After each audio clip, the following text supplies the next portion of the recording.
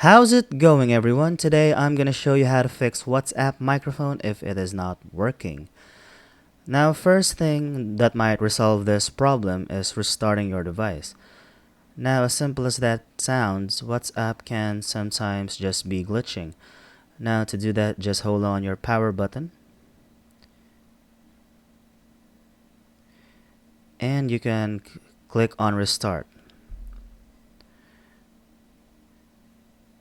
Now, if you try that and your microphone is still working, you should go to your app permissions. Now, I need you to go to settings on your phone, then go to apps and search on WhatsApp. Then go to permissions. And as you can see, I had my microphone turned off for WhatsApp. So just be sure to turn it on and click allow.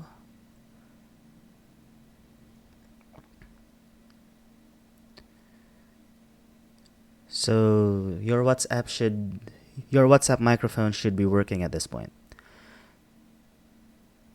So that's about for this video, you guys, and if you find it helpful, be sure to give it a like, subscribe, and click on that notification bell to be notified for future videos. Bye!